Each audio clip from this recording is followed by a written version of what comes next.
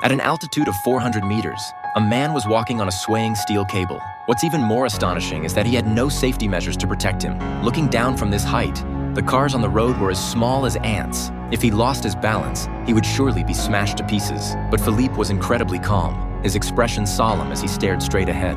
Soon, he reached the center of the steel cable. His companions beside him couldn't help but cheer for him. A girl excitedly called out to others to watch. More and more people gathered down below. Finally, Philippe safely reached the North Tower. However, there was no trace of joy on Philippe's face. Then, he made another astonishing decision. He planned to return to the South Tower.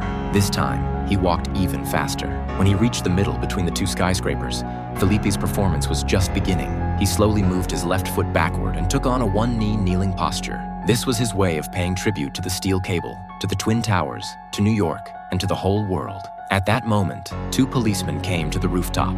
Philippe's accomplices were arrested by them. Then the policemen shouted at him to come down. Just as they were about to reach him, Philippe smiled slightly. He suddenly lifted the balance pole, turned around, and walked in the opposite direction. Philippe saw that the area below was crowded with onlookers, so he slowly lowered the balance pole and then knelt down again. This time, he was paying tribute to the audience. At this time, many more policemen rushed up to the rooftop on the opposite side, but Philippe wasn't the least bit flustered. Instead, he danced on the steel cable. He once again raised the balance pole above his head, turned around, and walked back. The policemen were so scared that got the jitters. While Philippe was really enjoying this moment, he slowly squatted down and then lay down on the steel cable. He was completely immersed in his own world. Suddenly, a bird descended from the sky, and that's when he realized he was still in danger.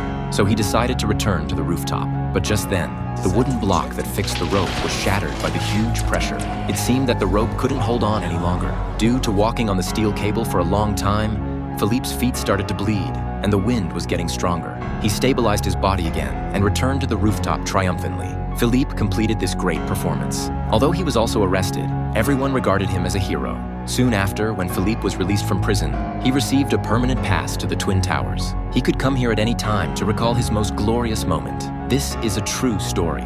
Philippe Petit is 76 years old.